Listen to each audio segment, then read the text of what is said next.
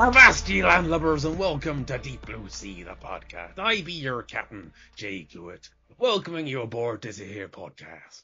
I'm going to stop doing that immediately. No, that's no. On this podcast, myself and my regular co-host Mark Hoffmeyer have been through the entire Deep Blue Sea podcast, scene by scene. We're looking at some Deep Blue Sea adjacent films, and we are in I think at this point it's our 5th season, maybe 6th season, in that Mark is now on every other show.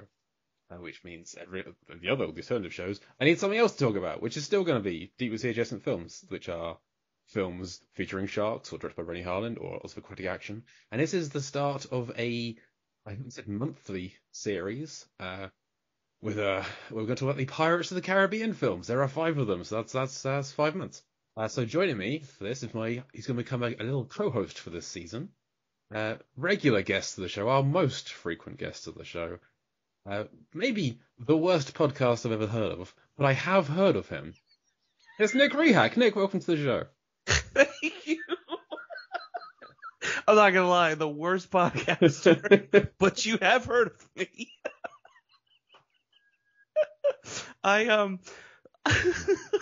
But it's of course not true. You're a phenomenal podcaster. Has Movie Rob been on the show before, or at any point of the Deep Blue Seas?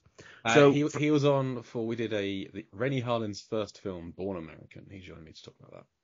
Perfect. So you know that he has his minute by minute podcast. I just recorded my episodes for Die Hard 2 as of this recording last week, sure. And he goes through. He's like, all right, what should I say you're a part of? I'm like, what do you mean? And he just starts listing all the shows that I was on in the last month, and I'm like, maybe I'm oversaturating. I do enjoy when you're a guest on the podcast and it gets to your plugs and you just reel off all of your guesting moments because you haven't got your own show, or you like Rehack Radio's kind of not on at the moment. And he's just kind of like, oh yeah, you can find me on Exploding Helicopter, Movies, Films and Flicks. I was on Popper, I was on the Lambcast, I was on the Movie Room. It's just, okay, maybe you should I know you don't like people like editing a podcast, it's hassle, but come on. I love editing. That's the thing. I love editing audio. That's one of my favorite things to do. But I don't know. I don't know what it is. I got to hunker down and do something, man.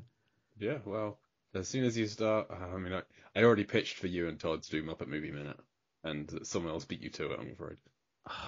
But, you could do, like, the Muppet Show episode by episode, or something like that. Either way, whatever it is, tell me, I'll be on. I'll be a guest. I'll plug that everywhere I go. Appreciate that. I appreciate that very much. So, yes, today we're talking about Pirates of the Caribbean, The Curse of the Black Pearl. This little side project came about because you wanted to champion the Pirates of the Caribbean films for the franchise special movie of the month poll over on the Lambcast, the show I used to host. And that it didn't win. So instead we thought, hey, let's talk about it over here, because these are all Deep Blue Sea adjacent films. They all take place on the water primarily, and there are sharks here and there. One of them has zombie sharks. I cannot wait to get to the zombie sharks. And it had been a long time since I'd seen any of them. So this felt like and they're all on Disney Plus. They're all right there. So this felt like a perfect opportunity to like, hey, let's talk about some pirates. Why not? Who doesn't? Who doesn't like talking about pirates? Yeah. So this is the first film, 2003, starring, as they all do, Johnny Depp, as Captain Jack Sparrow, alongside Orlando Bloom, Keira Knightley, Jeffrey Rush, Jack Davenport, Kevin McNally, Jonathan Pryce, Zoe Saldana. Bunch of people, Mackenzie Crook, Lee Arenberg, loads of people. Lots of fun to be had in these films. So Nick, and directed by Gore Verbinski, screenplay by Ted Elliott, Terry Rossio. The Teds. You can't go wrong with the Teds. They have a really solid track record. Indeed. And it is, of course, based on a theme park ride. Yes. Which I thought, a little about me, I thought it was based on the only Pirates of the Caribbean, the one in Florida. Because that's the only one that I knew about. And then I listened to a 5-hour podcast on the Pirates of the Caribbean rides today, comparing the one in California. There's one there as well, apparently, to Florida. And apparently the one in California is much better. But yes, based on... I'm going to say hard disagree. Well, I can't I haven't been to one in California. I'm still not entirely sure it does exist. I have no idea of this. I'm with you. I'm right there with you. For me, Disney World is the only world for me.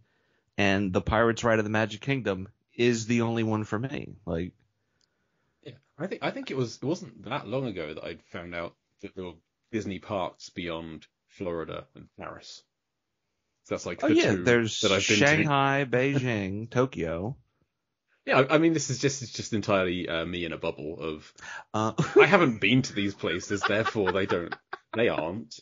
Fair enough. So, but Nick, what's your history of the Pirates films? Why did you want to champion it for movie of the month?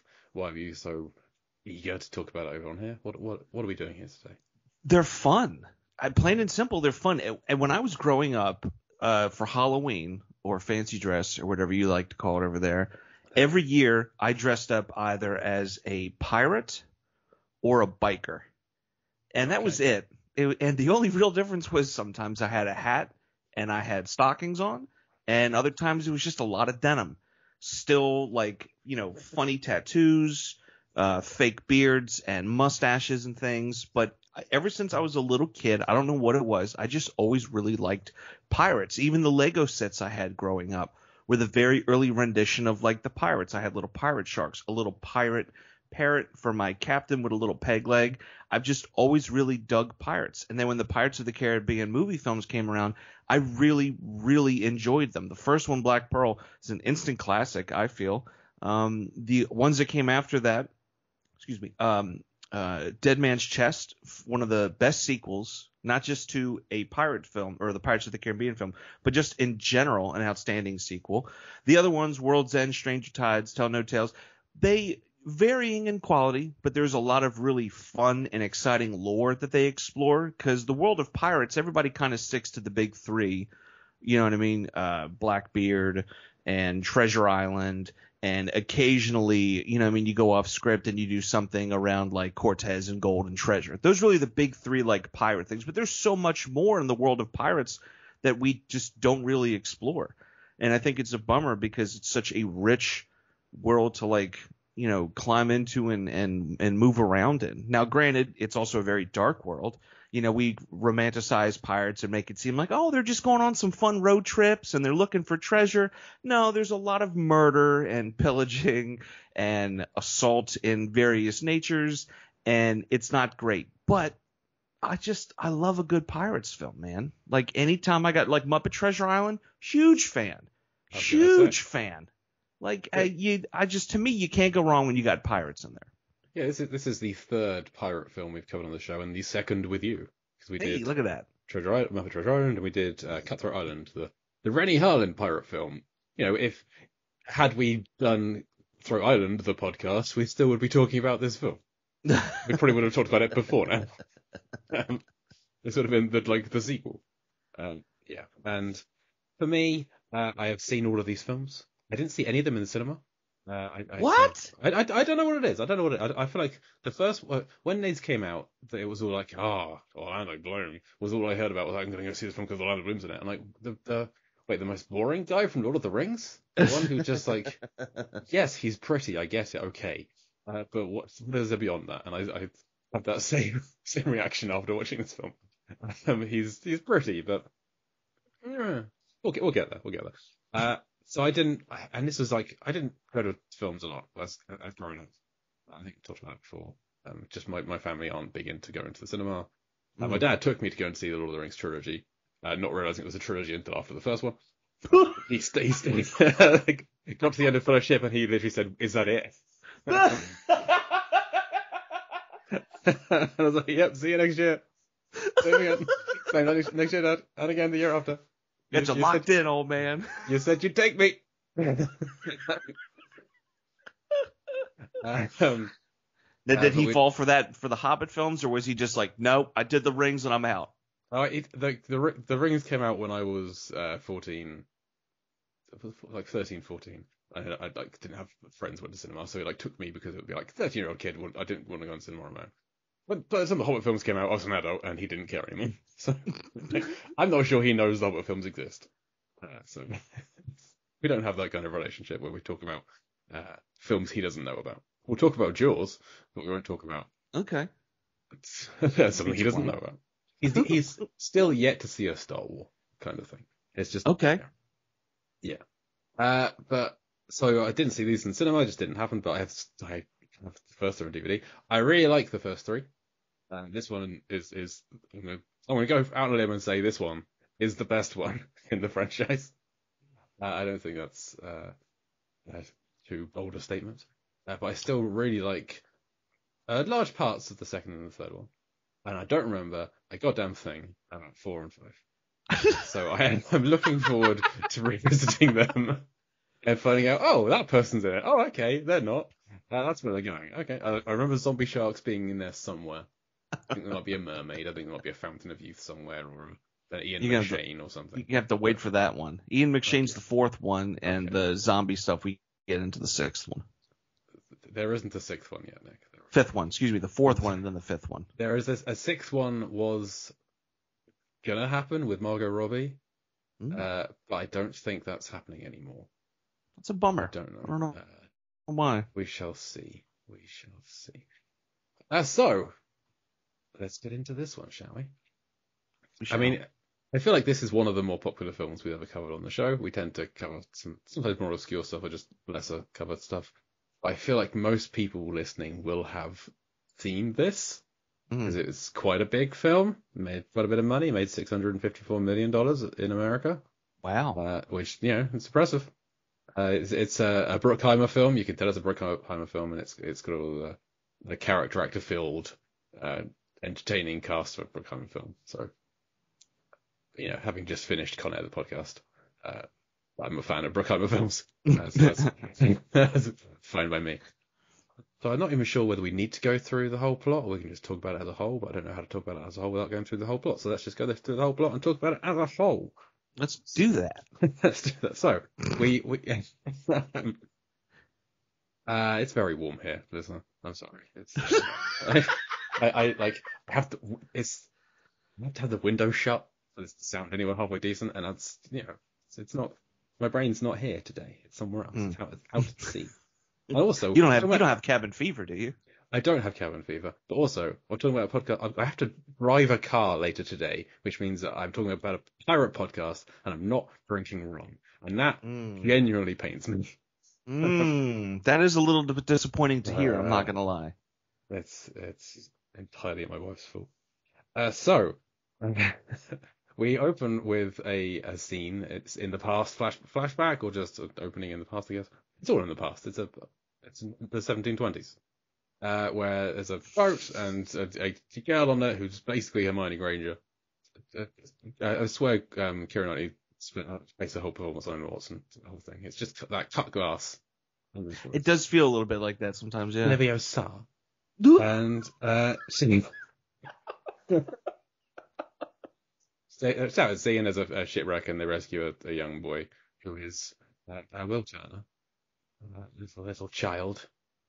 And he has a medallion, and she takes a medallion. And also on this boat is her father, who is Jonathan Pryce, Governor Swan. Governor Weatherby is his first name. I don't think that's ever said. Governor Weatherby Swan. Jonathan Pryce is a character actor I really enjoy, and particularly when he's playing just useless people like he is here. Just the most useless of fools. He has a very fun moment. When he has done nothing in a fight, but relishes in being on the winning side and taunting the losers. Yeah. Every time I see that, I'm just like, get out of here, Jonathan. He's great at playing bad guys. So it's like Game of Thrones or the Bond film that he was in. Yeah, Tomorrow Never Dies. Yeah. Elliot Carver, what was I? Why is that in my head? Why is that taking up space in my brain? Hey man, you're a pal of Price, you know? Yeah, okay, I certainly paid it this time. You're pro Price. Yes, pro Price. That's sure. But also on board is Norrington, played by Jack Davenport. Jack Davenport, an actor I really enjoy. You familiar with the show Coupling, Nick? The British sitcom Coupling from the 90s? Nope. It's the British answer to Friends. Okay. Where Jack Davenport is, I guess he'd be like the Ross equivalent, his character. Where I can see that. I can absolutely see that. We were on a break. Yeah, indeed. And the only other actor from that who's kind of gone on to be in other stuff still is Richard Coyle, who was in. What was he doing recently? He plays Aberforth. He plays Dumbledore's brother in the Fantastic Beasts films. Sure. And he was in that wonderful film that Mark and I really like. Is The Irish horror film I can't remember the name of right now, and it's not appearing anywhere. I'm looking for Irish it. What horror is it film? called? Yeah, Banshees of Inisherin? no, it's older. That's a Oh, horror film. sounds like it with the name. Um, it's the one where the monsters attack, but they don't attack you if you're drunk. Grabbers. What? What It's is this movie? It's really called Grabbers. Okay, Grabbers is a 2012 horror comedy, directed by no, not Joe Wright, John Wright, where there's aliens and they attack you, and the locals find out that the aliens don't like alcohol, and so they basically say they won't attack you if you're drunk, and they make a plan for everyone to stay drunk, and the aliens won't attack you. But That then they is need to fascinating. come up with a plan to thwart the aliens whilst they're all drunk, and it's quite an entertaining film. Okay. I recommend Grabbers. I'm absolutely going to look this up, man. Grabbers. Write this down. 2012. Yeah, so Richard Coyle he's like the Joey.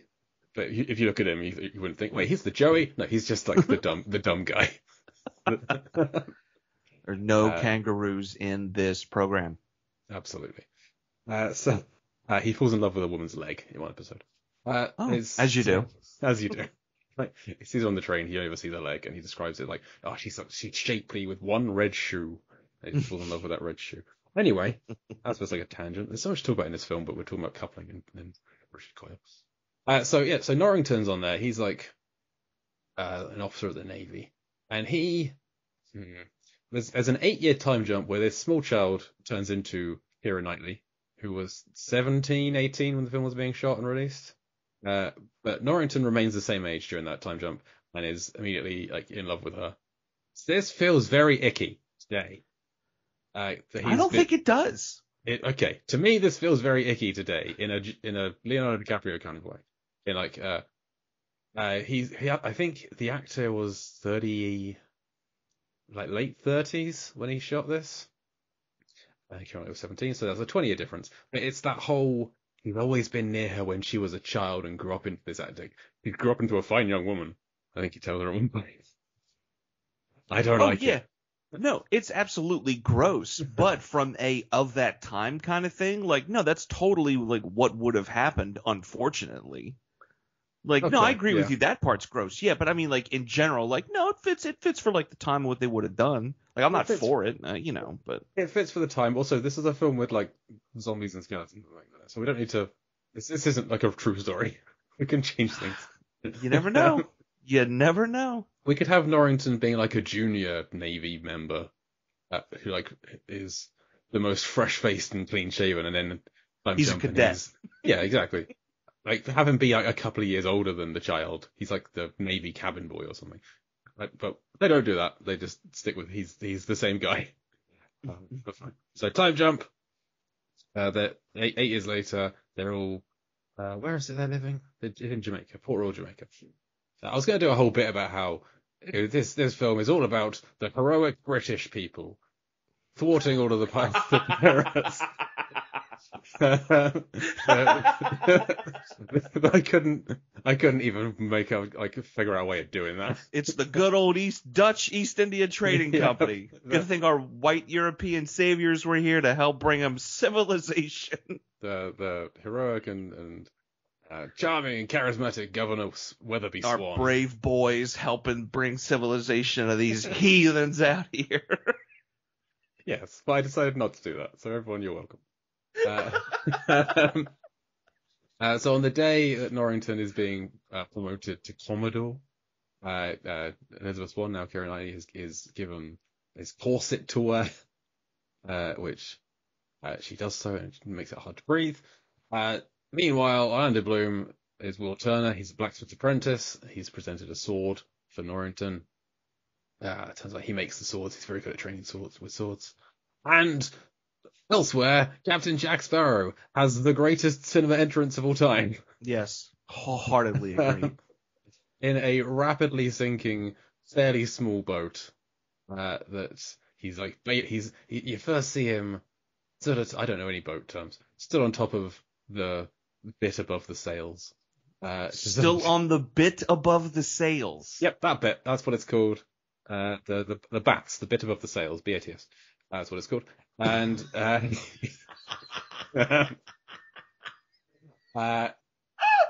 he descends from the bats, starts to bail out the boat, it's sinking, but then he climbs back up to the bats at some point, and the ship docks into port, and he steps deftly off to the dock and leaves his sunken ship behind. It's so like high and low status at the same time. Like he seems so like noble and like looking out to sea. He's an adventurer. He's commandeering the world, but also his ship is sinking. He doesn't have a ship anymore. He's like, oh no, bail out, bail out. It's beautiful. It's so well done. I love it. And you kind of feel like the whole franchise rests on this performance. Oh yeah, I mean, he's the linchpin. If it doesn't work with him, then there's no real sense in continuing. Like you don't have that. I don't want to say anti-hero, but that anti-hero. If you don't have it, then you don't have a show. You just have a regular run-of-the-mill pirate drama that could easily fall flat. But because you have the performances that you have, especially his, like it just adds. And I'm not saying like only Johnny Depp could have done it, but it would. There's a small number of actors that could have pulled off this particular character and made it successful in the franchise what it is today. A very small number. Absolutely. And he has so many bits going on. There's so much to his character. Just a lattice of bits and twitches, and he capped his teeth with gold, which no one wanted him to do. And he just himself brought so much to his character that was already a lot. Like he based the whole thing off Keith Richards, which comes back in a later film. We'll get that. It was written to be Hugh Jackman. That's who the role was written for. What? But that would have felt like Pirates of the Penzance. That wouldn't have felt like. What? But he wasn't deemed famous enough at that point, which I think he'd like done Wolverine, but he hadn't really been a lot of other things. I like Hugh Jackman. I think he's very good in a lot of the roles. I'm not knocking him, but I just don't see him in this. I've never seen Hugh Jackman in a role where I'm like, ooh, he's got a dark side to him. Like I want to see him do other things. Even in Prisoners, I've never seen him in a headspace where I'm like, ooh. Well, you know what I mean? There's some darkness to his Wolverine, to his Logan. There's a he's not the nicest of guys, but it's a different kind of thing than Sparrow. I think they made the right choice with going with Depp. Also, I think Matthew McConaughey was in the running for it at some point, and Carrie Elwes I read as well. But I think that Depp was the right choice. We're not going to talk about any of the Johnny Depp court case because I don't know anything about it. So if you're here for that, go somewhere else. I don't know. Get back to the bats, okay? I don't follow the news. I was kind of paying attention to this thing where he's like almost an honorable pirate. You feel like he's a rogue. He's like he's always kind of out for himself, but he doesn't screw anyone over that badly. He rarely lies. He just tends to. He plays with a fairly straight bat. It's just he's playing a different sport, I guess. Hey, you bringing a cricket back to a football match? And it's straight. Nothing in the rules. Actually, it says right here you can't. No bats allowed. But it says that they're not allowed. What? What? Yeah, exactly. So during the ceremony, Norrington and Elizabeth they go off up the cliffs. He's going to propose to her, but of course she faints, falls into the water.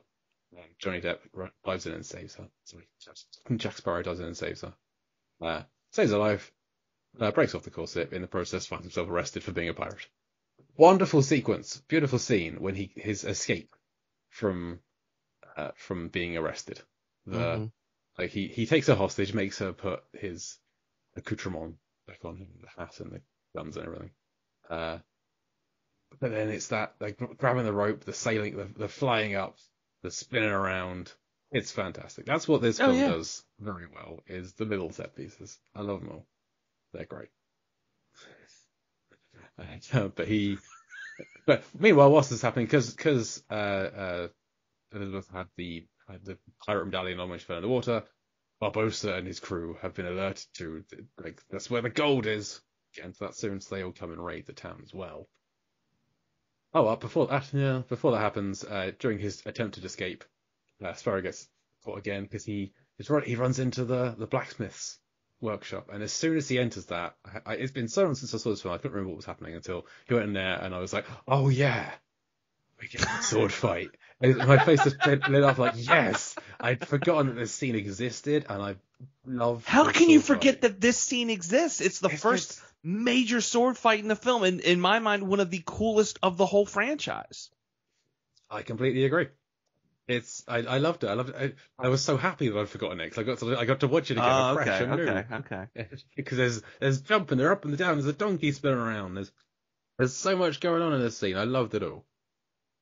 It's just, and then the older guy at the end just would smash in the bottle over the head. Great, wonderful scene. And you just kind of feel like everything Will Turner has done. He never gets any credit for anything. He makes all the swords, does all the sword fighting, catches the pirate. He gets no credit for anything ever. I don't know. You do kind of feel sorry for him. Sometimes. Yeah. So Jack's in prison, pirates attack, and now we have our second bat. That's what this film also does quite well, I think, is it has distinct crews that allow them to have a lot of like characterful and fun supporting characters. Mm-hmm. So you've got the Navy, so you've got Norrington, but then there's those two guys that Jack's trying to swindle to get the boat when he dives in to save Elizabeth. Yeah, the guards. Yeah, the guards. There's a team of two idiots on every crew, pretty much. Oh yeah. So now we get the bad pirates, Barbossa's pirates, which featuring, of course, Pintel and Ragetti, Lee Arenberg, and Mackenzie Crook. Maybe not MVPs of the film, but they're up there. They are an excellent double team. Mackenzie Crook from the UK version of The Office. Always fun to see him. He has a fork in his eye at one point. That's delightful. He's got a wooden eye. So they raid the town. They don't break Jack out of prison. They leave him alone. But they do kidnap Elizabeth because she has the golden piece. She wants Parley. I like the running gag about Parley. Yes. That's all fun. Yes. Drinking game, take a drink, everyone says Parley. You'll drink, like, during 4 sequences, I think. And that's about it. So, not a very effective drinking game. But yeah, they're fun. It's another good action scene in the governor's house with a bed warmer thing. I like being hit in the face with it, so I was getting it jumped on them, the fiery stuff. All good fun. And I like Lee Arenberg, just using the word puppet. And that actually, when I was growing up, that would scare me, that moment. I mean, this film came out and I was like 9th, 10th grade, somewhere early in high school. And that scene where she's hiding in the closet and that little eye just comes in visible enough to see it, and he says, "Hello, Papa," and he grabs her. It always really creeped me out and gave me the chills. It is a creepy scene. And this film, what's it rated in America? PG-13. Okay. I thought because it's a pirate film, you rated R. Sorry. I'm sorry. I'm gonna go now. Yeah. That was. Oh man. It's a 12A in the UK. Part of me really loves that, and another part of me is upset that I didn't realize that's where you were going with this. And the rest of you wants to leave this podcast. Everybody else has said, "All right, skip. Let's hear him talk about the next one."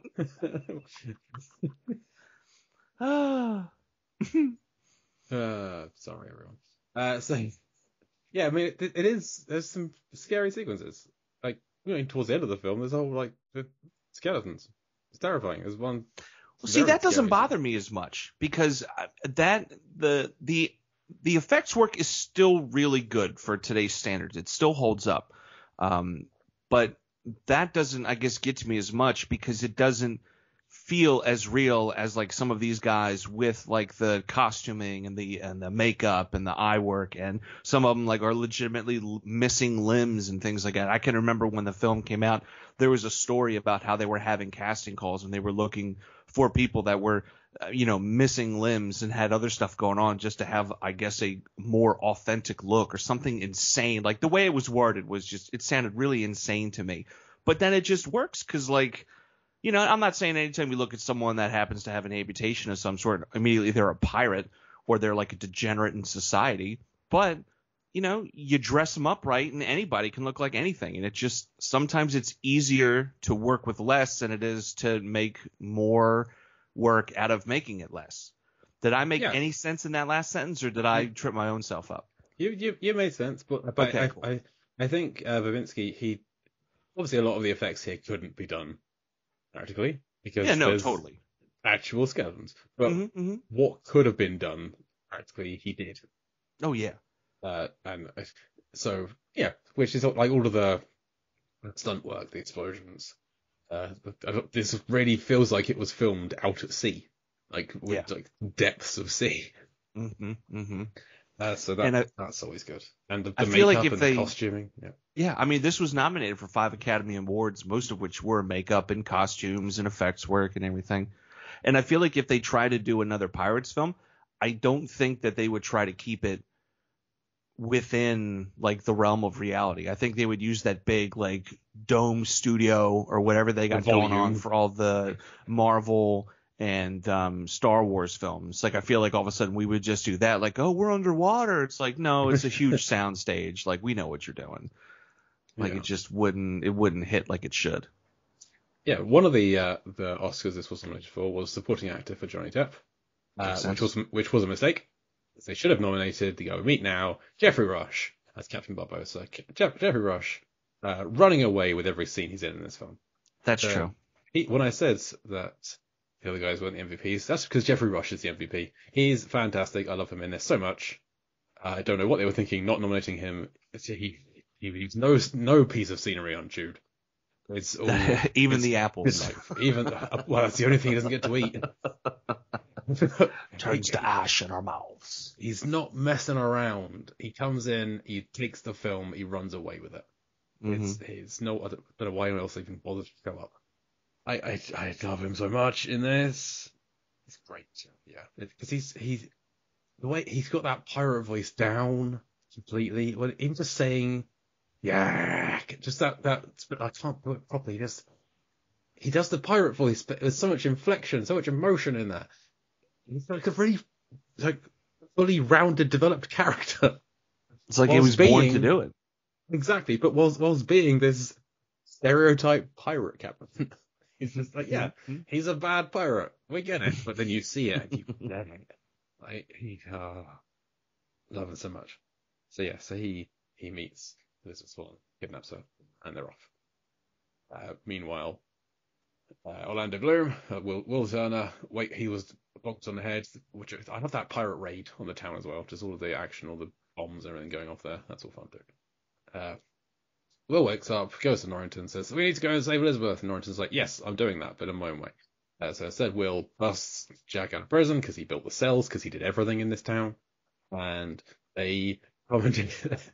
I love this commandeering sequence as well. The whole film is just one great long sequence that I love. This film is fantastic. I'll never mention that enough. I feel like every decade or so we get one of these great rows. I feel like this should be discussed in the same bracket as Raiders of the Lost Ark.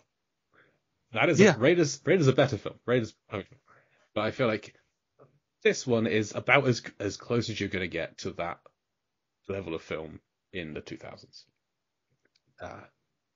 It was about 20 years after Raiders came out.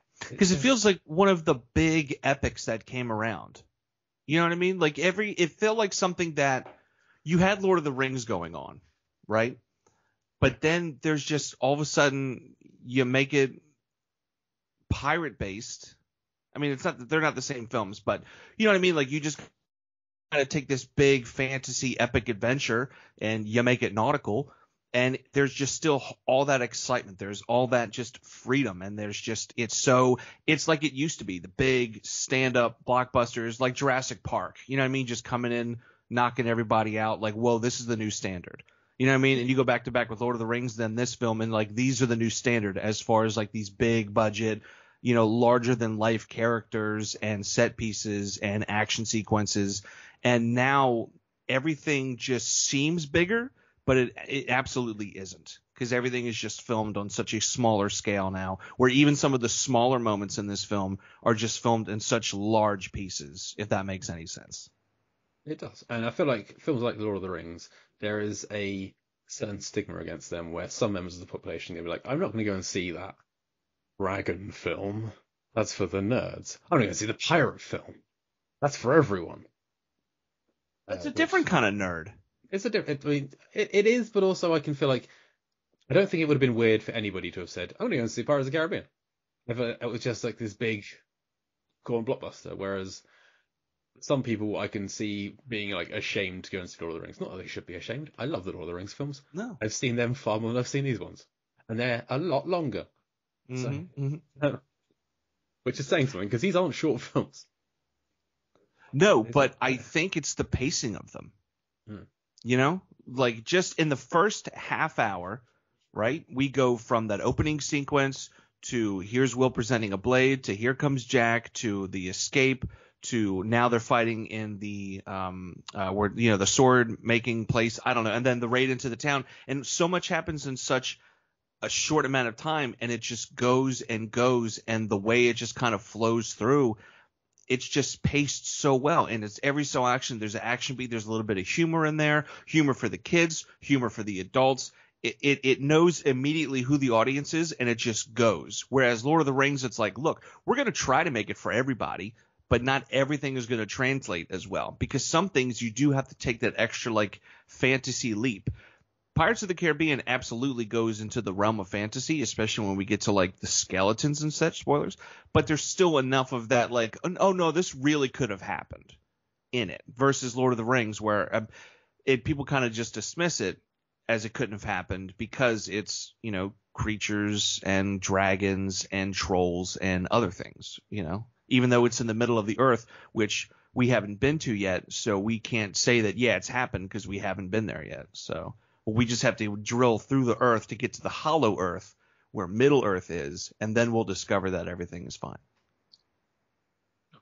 Nothing on that, Jay? You're just going to leave me out to dry that whole time? Nothing.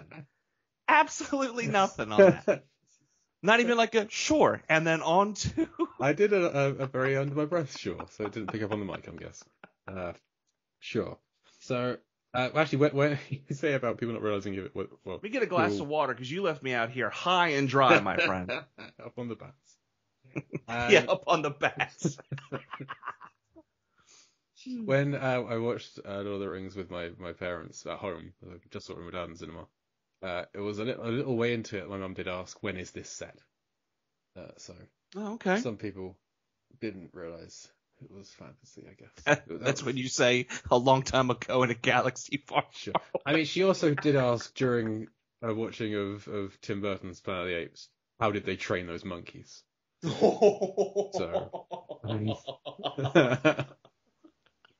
I'm like, firstly, they're apes, they're not monkeys. And secondly, that's Paul Giamatti. I don't know what you're talking about. How dare you speak about the man like that? He's in that film. He's an orangutan. No, I'm saying that's what you say to your parents. Like, how dare you? Yeah. So that's Michael Clark Duncan, and you're a racist. Will and Sparrow need to commandeer a ship. In order to get out to the ship, they do something that will not work. They take a small boat, they hold it upside down, and they walk along the bottom of the sea, carrying this giant bubble of very buoyant air. Mm-hmm. No. What do you mean, no? No. What do you mean? You try walking along the bottom of the sea without carrying a giant thing of air, and tell me how well you get on. And then try doing it with something that's trying to drag you up even more than your body is. No. No, it's doable. Disagree. You just don't like it because you're an engineer and other stuff. Okay. Well, they managed to defy physics and get to the boat. Hey, a lot of people defy physics when they go underwater looking at stuff they shouldn't be, but some of them succeed. You know what I mean? Yeah, these guys came out. They survived because there were no orcas involved. Orcas not in this film.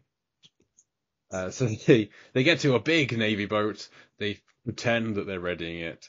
Norrington comes out with the Interceptor. Great boat name. All ready for sail. It's the fastest ship in the fleet. Makes the mistake of having every single person aboard the Interceptor head to the other boat to try and find Will and Sparrow, leaving Will and Sparrow to swing over to the other one and just nick the Interceptor, having scuppered the rudder and everything on the bigger boat. I remember this annoying me before, where like this thing, at least one moment of there being one guy left on the Interceptor who's just like at the helm or something, and having Sparrow point his gun at him and make him like fly overboard or something. I don't know. Just he wouldn't take everyone. But fine. So they have a boat. They head off. Norrington's second in command is like, he must be the greatest pilot I've ever seen. Which is a nice running gambit from the first third of the film. We've also had you'll remember this day as the day you almost caught Jack Sparrow. I love that one. The next time Norrington sees him, I remember the day you caught Jack Sparrow. I reckon he'd been sat on that remember the day since. He'd just been waiting for him to be able to retaliate the retort. So, back to Sparrow. Anyway, so now they need their own crew, so they head to Tortuga, where they find Mr. Gibbs. Evan McNally, asleep with the pigs. He's also a great character in these films. He is Captain Exposition. He's Basil Exposition for these films. If you need anything explained to anyone in these films, you get Kevin McNally as Joshua B. Gibbs to explain it, because he knows what's up and he knows how to tell it, and he's fun and entertaining. And towards the end of what he's saying, Jack will show up and give the ending away. It was a few times. So he's just a fun character as well. Like him a lot. And I do enjoy. There's lots of little moments in this film I just really enjoy, where you have Jack and Gibbs talking in a bar, and Will keeping an eye. Jack tells Will to keep a sharp eye, and he looks around, and the entire bar is in full fist fight already. So it doesn't matter what. Keep a sharp eye on what? Be more specific. Everything's gone to hell. Cut back to the Black Pearl, the Barbossa's ship, where he's prepared a lot of food for the skinniest woman ever, skinniest person even, to just be on a ship. It's a whole feast just for Keira Knightley. And a lot of it seems quite perishable. Well, what else are they going to do with it, you know? But why have they got it? Well, they've been ransacking and pillaging, and I'm sure they're just grabbing boxes of stuff, and they're like, well, we've got food. Because you never know when the curse will turn, and they'll eat it, and they'll have it ready to go. But if it's spoiled, they're going to get themselves sick, so they cook as much as they can every so often to keep their culinary skills up. See? Sure. I was thinking it might have been that the film was called The Curse of the Black Pearl. Black Pearl itself is not actually cursed. Fine. I thought like the Curse of the Black Pearl could have also been that they're always going to have this, the stuff they can't experience that we'll get to is always going to be present to taunt them. No matter where they go, there's always going to be a bushel of fresh apples that they just want it, and it being there is making it so much worse. I don't know. I didn't think this through. What? That makes it sound like it's an Oasis album now. Pirates of the Caribbean and the things we can't experience. Yeah, well, like an Oasis would be like that's exactly the what it feelings is. I can't have. Because like everything's an oasis in the desert. It's all the water they can't drink. It's not there. It's sand. The curse of what we can't have. Hi. And so there's like apples and a turkey leg and a pig wine. There's so much. It's fully laden table, and so Elizabeth just kind of tucks in. She's encouraged. It's a really kind of creepy but excellent scene from Jeffrey Rush. But like, next try an apple. Yeah. Oh, bite that pork. Eat the pig. Chew and swallow. It's a real creepy scene. But then, and especially when he's like, "You don't have to eat like a lady if you don't want to."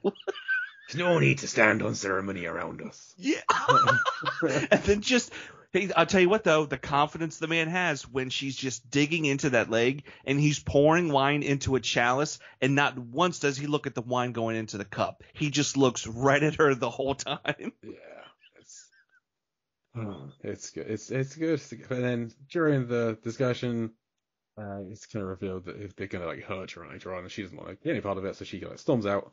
She tries to kill Boba. She stabs him with a knife. And she stabs him with a knife in the heart, but he pulls it out and it's like, "What we are planning to do after killing me?" And she's a little concerned. Runs out and finds the entire crew of skeletons. Everyone's a skeleton. It's a pretty great horror scene where there's so many pirates being active on the deck, all at the same time. All like some people just have a very small area of deck to scrub, and that's all they're doing. And that's all they do all night. But I love the sequence. It's very much flying around all over the place, grabbing the rope and up here and over there and over there. And there's a zombie monkey. And then you have the fantastic line. "You'd best start believing in those stories, Miss Turner. You're in one." It's a wonderful line. It's a beautiful line. And then just knocks it back. She freaks out and runs away. And then all he does is look at his guys and just starts laughing like, got her. But he laughs, they all laugh, and he goes, "What are you laughing about? To work." I love him. He should have won an Oscar. Who won? Who won this year? Who stole Jeffrey Rush's award? In 2003? You went for a period once and saw all the Oscar stuff. The Departed was 05. 04. This was the year that Return of the King won. It might have been Return of the King. But that didn't get supporting actor. Return of the King got a bunch of stuff, though. But it didn't get any acting ones.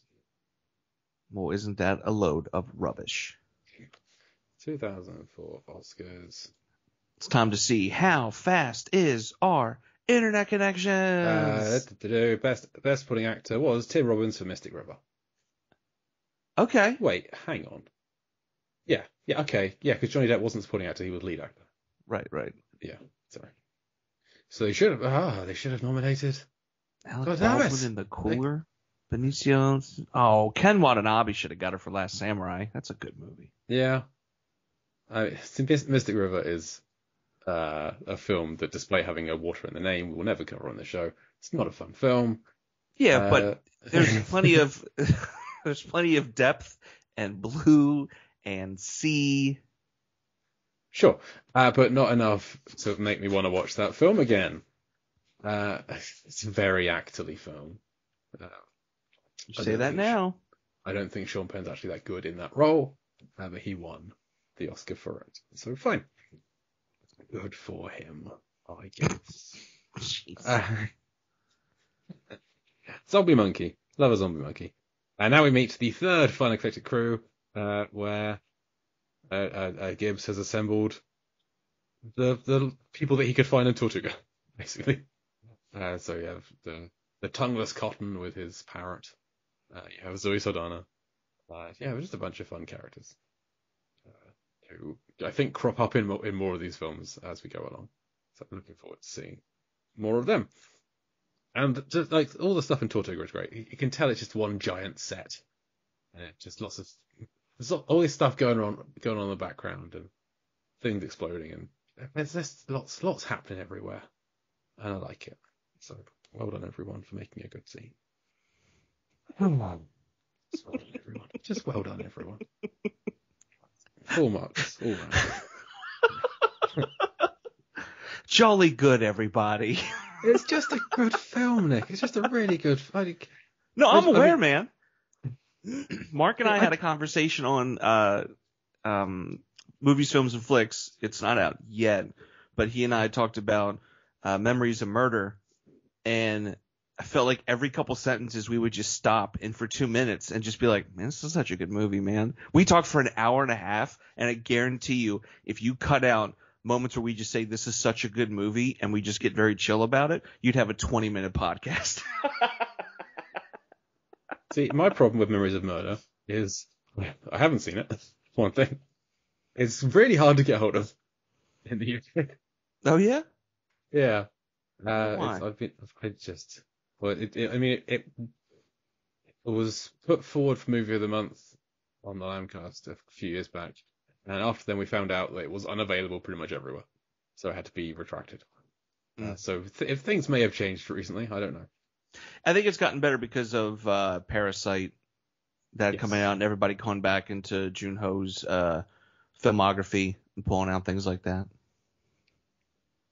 Yeah, I'll watch it one day. I hope to watch it soon. There you go. It's on my list. So where are we? So Jack has his crew.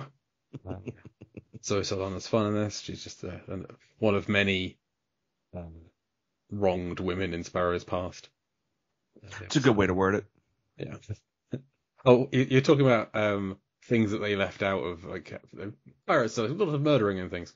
One of the things that apparently they left out of the rides, what they were quite vocal about leaving out, was all of the sexually transmitted diseases the pirates would have definitely had.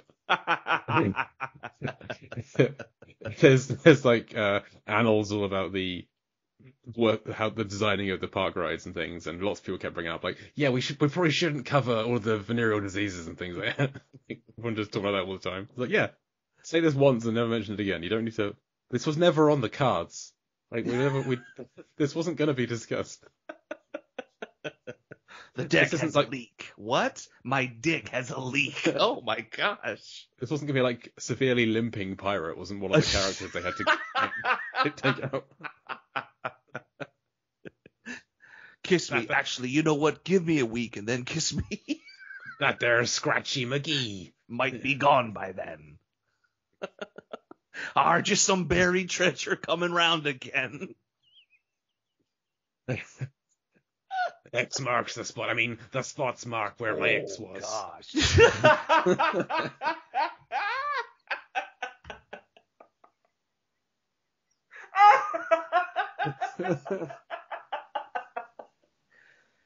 Ooh.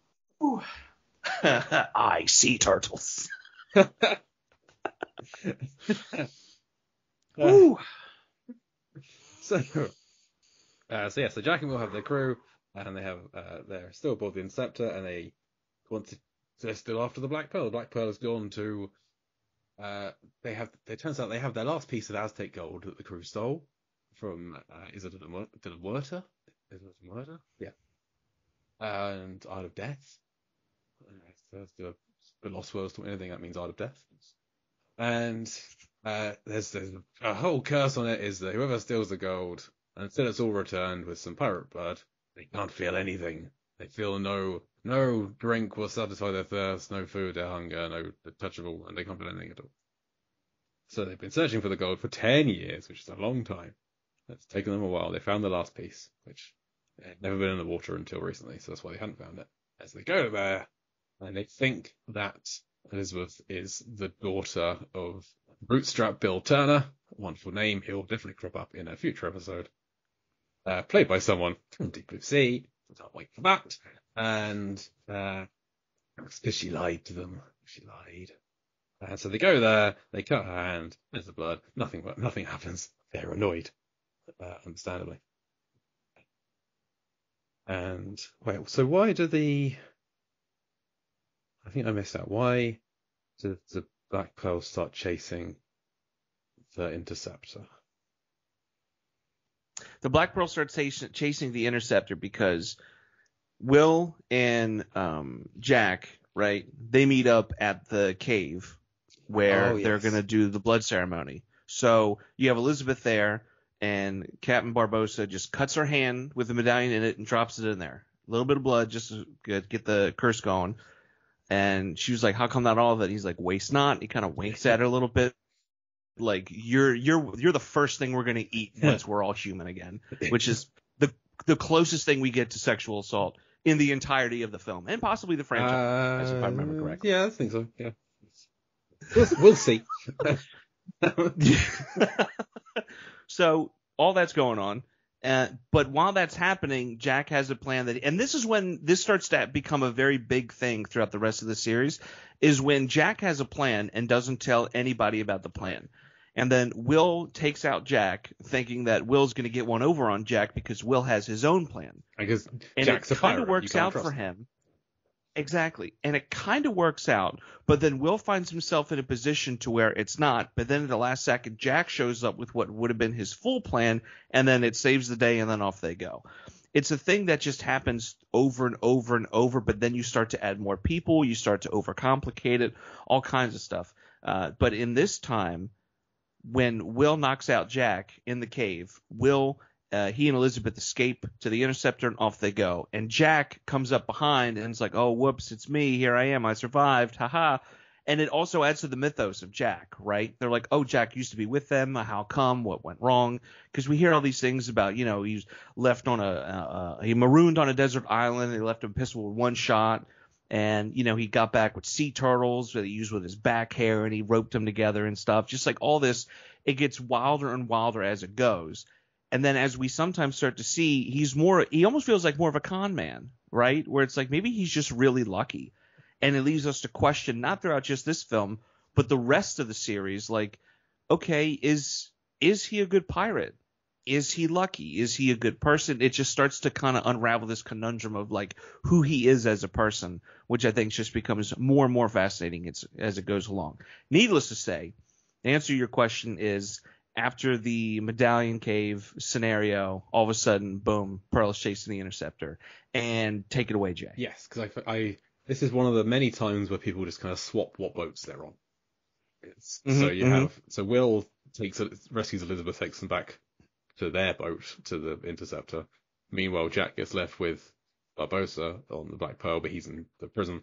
And they kind of let slip that Will is Bootstrap Bill's son. And so they need to find Bootstrap Bill.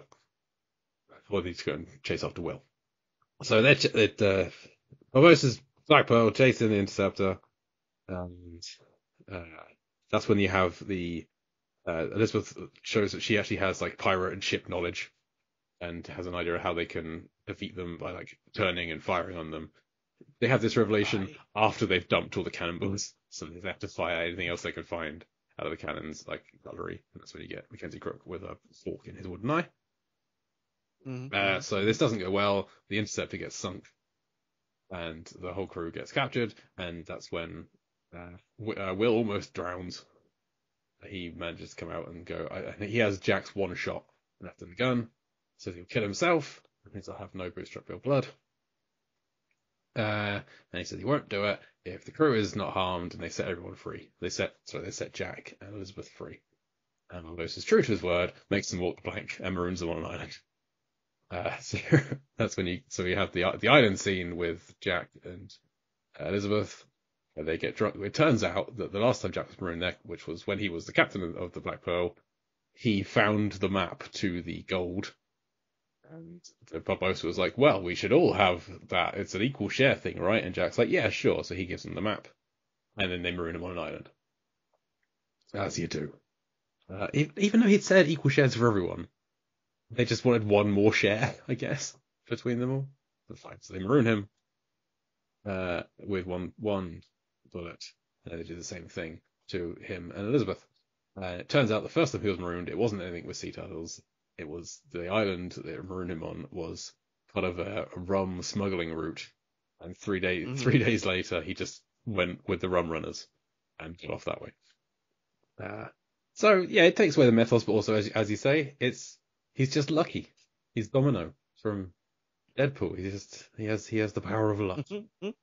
And this time around, he and Elizabeth get drunk on the rum. They start singing Yo Ho Yo Ho, Pirate's Life for Me, a song written for the theme park ride. And that's fun. In the morning, she's burned everything, including the rum. So why is the rum gone? Why is the rum gone?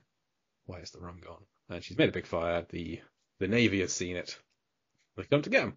And I love Jack. Like, there'll be no living with her after this. She was right. My wife, it turns out, a huge fan of this film. She was quoting every line like it's Jurassic Park or That's something. really cool, man. Like, but even some of the most innocuous stuff. Like, there's just a real like, but he's too bold. That quote from earlier about Will Turner. She said that. That's a line that I don't it took me a moment to work out what scene that was from. It's such a nothing of a line, which that's something she could quote, having watched this a bunch when she was 14, I guess. So I think she was amongst the group of people who saw this because Orlando Bloom was in it. I guess he 14-year-old girls liked him at the time. I think it's fair to say. My wife did. Here's a fun story. In one of her English classes, they had to submit like journals, like creative writing type things or whatever. And one of them, she told a story about how if she had won the lottery, she would just want to spend all of her money on an island with Orlando Bloom watching movies. And I'm like, what? And she's like, yeah, Orlando Bloom. Like, that's like her guy. Okay. And I'm like, okay. Sure. Sure. Big Calcium Kid fan, I guess. She ended up settling for Gimli in her real life, but you know, what are you gonna? Nah, my beard's not that good looking. I'm just trying to think. It's like, yeah, he is in Calcium Kid. Good, I was right. Wonderful. I'm happy about that. Accuracy before comedy. I like A it. film Jay. I've never seen. Yeah, his career stalled a little bit, didn't it? He had the Lord of the Rings trilogy, had the Pirates trilogy, and then he's in other things. But He was in Katy Perry for a while. Is he still in Katy Perry or no? I passed. Don't know. They are apparently still together, according to Wikipedia. All right. Miranda Kerr. Who's Miranda Kerr? Ah, yes, Miranda Kerr for a Okay. while. Victoria's Secret model. Fine. Makes sense. Yeah, he was in Three Musketeers. He's in the Hobbit films, of course. He's in a Billie Eilish video. Okay. Sure. Why not? He started in Casualty. Every British actor starts in Casualty. It's a UK TV show about a hospital. Good. I'm glad. So you have Will is now. So yeah. So they Elizabeth and Jack are saved by the Navy. They put Jeff's in prison in the hold. They put Elizabeth in a room. So whilst they're in it, Bobos has got the rest of the other crew, Will and his crew in the hold there. You have a bit more exposition delivered by Mackenzie Crook and Lee Arenberg. I like Mackenzie Crook. It's kind of his echoing of bootstraps is a line that I liked. Just kind of muttering to himself. Because they talk about Bootstrap Bill, Will's dad, and how he was killed by having weights tied to his bootstraps. Anyway. And then they all head back to where the gold is, in the Muerta. Because now they have the right Bill, they have the right blood, they're going to kill him for this time, just to be sure. And so numerous plans are set up between everyone, it seems. Each of the three different groups have their own plan, and they all get a bit mixed. But basically, the bad pirates are going to try and take over the Navy, with the good pirates just kind of in the middle somewhere. And the good pirates end up just kind of running away, because that's the pirate code. And so we get a lot more of great pirate zombies. I did like how early on all of the skeleton effects they're used quite sparingly. It kind of ramps up as you go. So at the end, the whole climax is it's everywhere all the time.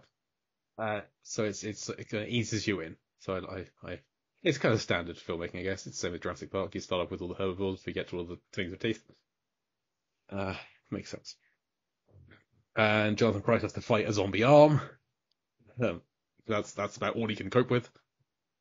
It's this thing that can't really move and has no legs. He can just about handle that. Locks it in a drawer.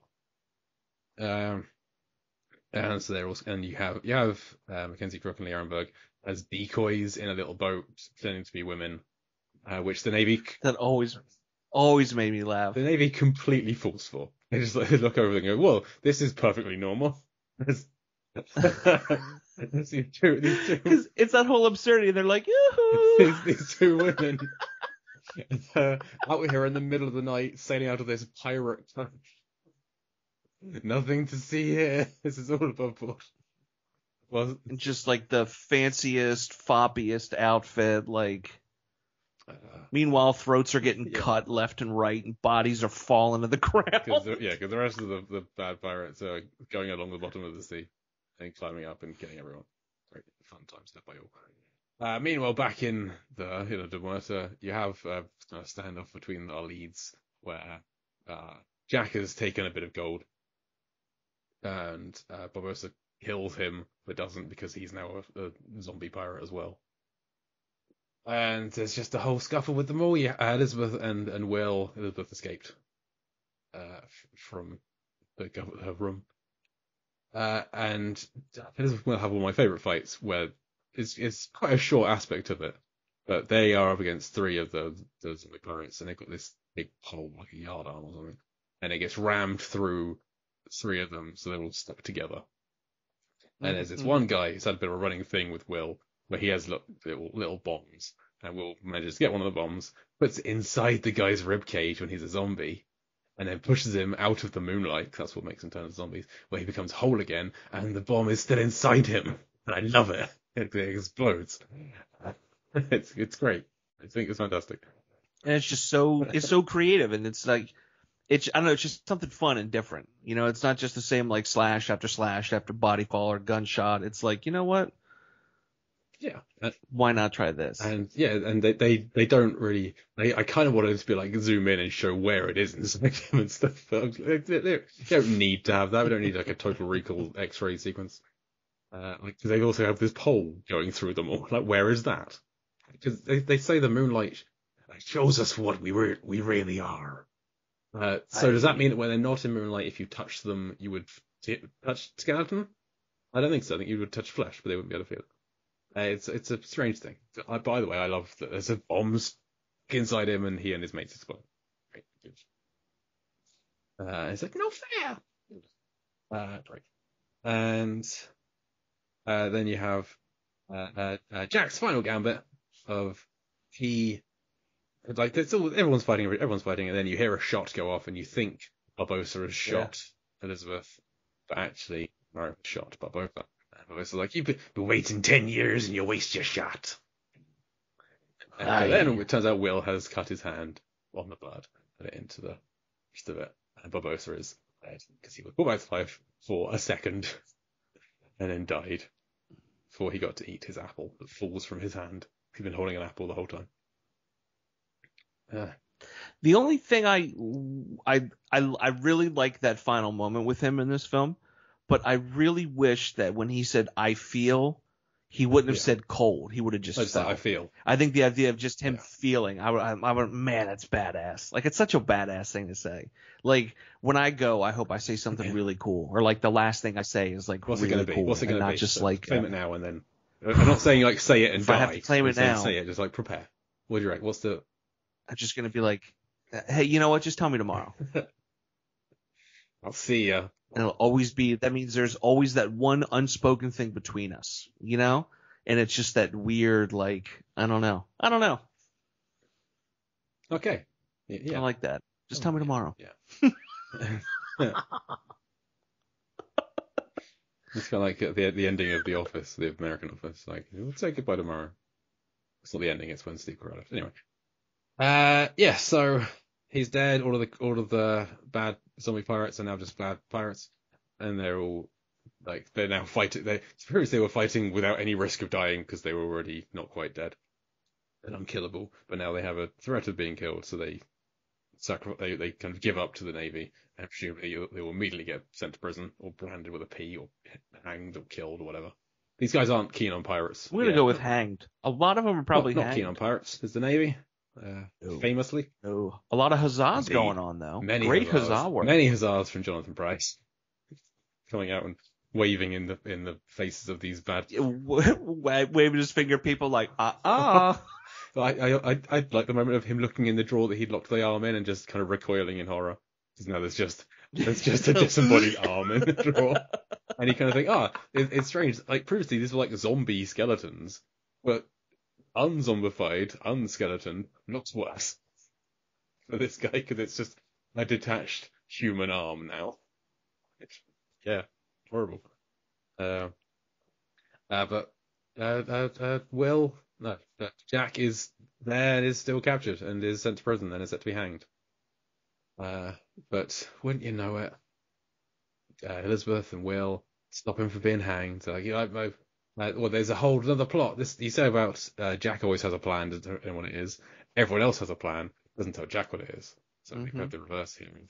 The history will show back up, and Will has a Elizabeth makes a sort of distraction, like fainting again, and Will throws his sword because we've set up that he can throw a sword, and it's in there enough for Jack to land on and stand on, and all the pirates get him away. So hurrah, huzzah, huzzah! And then Will and Elizabeth stand between Jack and Norrington, and Norrington gives up in and says, and lets him go. Basically gives him a 1 day head start. Which, what I remember from the second film, doesn't work out well for Norrington. We'll see what happens there. Not all that well. That's what you get for hanging out with a pirate. You go from somebody that is, respected, making swords, to dressing like D'Artagnan from the Three Musketeers. He does have a ridiculous hat in that scene. Just his whole look. It's a slippery slope. The whole outfit is ridiculous. It's great, but he's very much an Errol Flynn type pirate, isn't he? It's a lot of fun. And it's as if Johnny Depp saw that outfit and went, "That's how I'm going to dress from now on in the real world." More scarves. Bring me more scarves. Nothing but scarves. Johnny, how do you get all your scarves? I just steal them. I can't hear him through the muffled scarf noises. Everybody talks about, so Johnny, have you kept any fun props from your movies? Well, this scarf I got from Pirates of the Caribbean.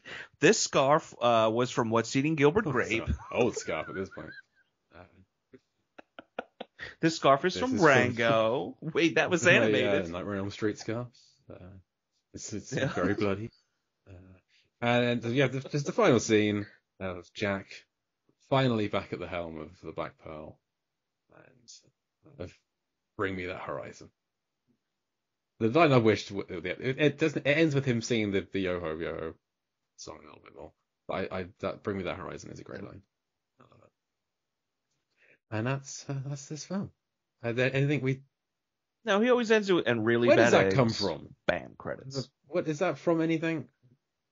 Really bad eggs? Okay. I don't know. It's got to be from something though, because why would he say it? Yeah, really bad eggs drop me out of Joe. No, no, no, no. Unless it's one of those jokes like, the song, Don't Fear the Reaper by Blue Oyster Cult. I'm familiar. So there's a line in the song, and a lot of people misheard it, and they always hear it as 40,000 Elvis fans can't be wrong, right? It's one of those things where people just mishear it, and they sing it as if it's the lyric, and really it's not. And I think that's what that instance is. It's something, something, something, really bad eggs. It's a different line in the song, but someone has always said it as really bad eggs, and it's like a wink and a nod kind of thing. Okay, well, I've looked up the lyrics for Yo-Ho, Parasite for Me, and it's a lyric from the song. It's in there. Okay, well, my explanation was completely useless. Please cut that out. The fourth verse is, we're rascals and scoundrels, we're villains and knaves, drink up me hearties yo-ho, we're devils and black sheep, we're really bad eggs, drink up me hearties yo-ho. Okay. Yeah. We're cads, drink up me hearties yo-ho, I but we're loved by our mummies and dads, drink up me hearties yo-ho. Really, it's just mummies and dads, really? It says it's the American spelling of M-O, M-I-S. Yeah. Oh, interesting. There we are. Pirates are American. Nothing more to be said about that. So did we miss anything at all, Nick? Did we cover everything? Anything you want to add about the film? I mean, I feel like we kind of hit the good old fast forward on it, but we hit the highlights. What's your favorite set piece? We hit the highlights. Ooh, I mean, it's hard to pick just one, but it's got to be the cave. Like, there's something about that cave, just the way the light is, how when they're fighting in the cave and they're having the big sword fight and people are like turning into skeletons, not turning into skeletons, and using that as part of like the battling sequence and like using it as a strategy in the fight. I think that's really, really cool. And I've always really dug all of the scenes in that set. So I would say the cave. for sure. Yeah, I really like when Jack has the bit of gold as a skeleton. He's doing the finger thing where it runs across his knuckles. That's Yeah. nice. He's like, isn't this neat, huh? I'm a zombie now. Hey. Wow. For me, it's probably the fight at the blacksmiths. That sort of fight. I think a film beats. I think it's a second. It's a very close second That's for me. a kind of a lot happens in it, but it is a simpler scene where it's mainly just two characters, a donkey and a drunk guy. That's not the two characters. The two characters and a drunk donkey and a drunk guy. Just playing with the scenery and using everything that's available. Yeah, like the fight with a poker. It's great. Good. Okay, so that's Pirates of the Caribbean: The Curse of the Black Pearl. I have two things left to do. How is this film like Deep Blue Sea? I have a list. There's a burned, wrecked ship and an English lady with a secret. A precious item. I'm sorry. Those. That's what you're starting with. This is the order that I write them down in. And I do not read the list before I start. I watched the film a few days ago. This is just the order that they came to me as we were watching the film, and now I'm reading it again for the first time. Fair enough. English lady with a secret. A precious item is worn around her neck, which is the golden thing and the key for Susan. People jump out of or fall out of a small boat. There's a bird. It talks. It's a parrot. There's a storm scene. There's a character who doesn't speak, which is Cotton in this one and was Ronnie Cox in Deep Blue Sea. There's an exposition character, which is Gibbs or Janice. Big explosions, high jumps into water, and escaping. So they have to escape a sinking facility. Drinking alcohol in dire circumstances. Someone loses an arm. There's sharks at one point. You see the shot from under the water was like a bunch of hammerhead sharks swimming as they're approaching the cove. And when they say in Deep Blue Sea that they have on weekends, most of the crew leave and they have a skeleton crew. The Black Pearl has a literal skeleton crew. I don't know how more. So absurd. I had to pause the film when I thought of that and say that to my wife, and she was not amused. She just gave me the why would you think I would care? Look, was the thing I got when I said that. Good. And finally, how deep and how blue is Pirates of the Caribbean: Curse of the Black Pearl? Now, Nick, as you know, Deep Blue Sea is about 14.5 meters deep and about 31% blue. Do you think Pirates of the Caribbean: Curse of the Black Pearl is on average and or bluer than Deep Blue Sea?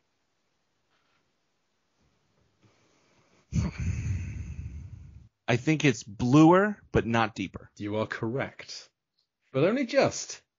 Not deeper is very, very much correct because they are mostly above water. There are a few bits where they go underwater with the underwater boat gambit and when the back pirates are walking along the seabed, that kind of thing. So on average, this works out being 1.26 meters or about 4.5 feet above sea level.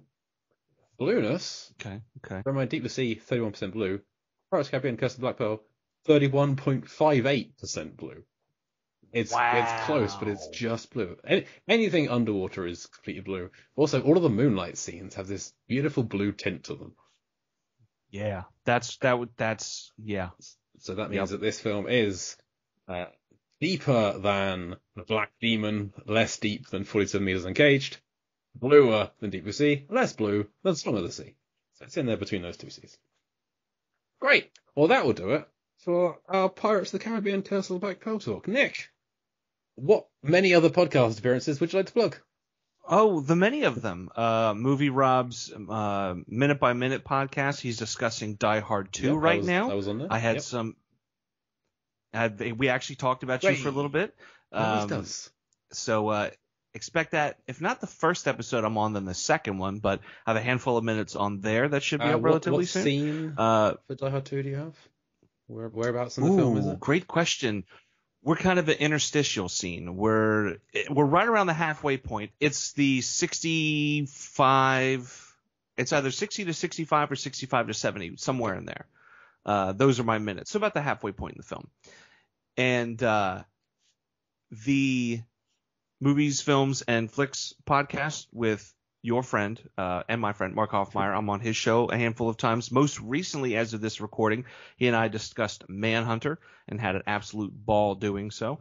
I've been on a handful of podcasts with Will Slater over on Exploding Helicopter, one of which was Small Soldiers, written by the same Terrys that wrote Pirates of the Caribbean, Curse of the Black Pearl. So go check that out. Weren't as big a fans of Small Soldiers as I wanted you to be. I love that film. It's, you know what, as a kid, but watching it as an adult now, I'm like, what? I've seen that film as an adult many times. I still love it. But of course, my biggest endeavor lately has been a new podcast that I am with, on co-hosting with Bubba Wheat, and that is called Lyrical Innuendo. It's a podcast. We take a look at a song, and it can be from anywhere in the history of music. It could be a song that was just out last week, a song that was out 40 years ago, genres spanning rock and country and hip-hop and disco and alt and all kinds of stuff. Lyrical Innuendo, you can find us on Spotify, and if you catch us on Spotify, we actually are able to have the entire song played in the episode. So we give you a bit of an introduction, we let you listen to the song, and then we break it down. It's been a whole lot of fun doing that with him. We have some new episodes coming up with some new faces and old faces. So definitely find that Lyrical Innuendo over on Spotify, and then a week or so later, everywhere else you get your podcast. Very nice. As for me, you can hear Mark and I've said we finished Con Air the podcast very recently, and Nick has been on that, was on. We haven't recorded it yet. Was hopefully on our final episode. He would have been on there. So go back and listen to us rounding out Con Air with Nick. And you can find everything Mark does over at Movies, Films, and Flicks. You can find other things that I do over at lifeversusfilm.com or over on the Lampcast. And you can follow this podcast on Facebook, Instagram, and Twitter at Deep Blue Sea Pod. If you have any feedback or suggestions for future episodes that you want us to cover, then let us know. It has to be somehow related to Deep Blue Sea, but really that can mean anything. So we'll find a way. Don't you worry, that's up to us. But as for Pirates of the Caribbean, The Curse of the Black Pearl, thank you once again to my sit-in co-host, Nick Ria. Thank you for having me, Jay. Next week's episode, I think, is on The Meg, the first one before the second one comes out. So come back next week to talk about The Meg, and come back next month for hear us talk about Pirates of the Caribbean. The next one, Dead Man's Chest. That's what it's called. Pirates of the Caribbean, Dead Man's Chest. Two Curse, Two Pearl. Yes, Pirates of the Caribbean, Two Curse, Two Pearl. Coming up next month. But for this one, I have been Jake Blue, and I'll Deep Blue see you next week.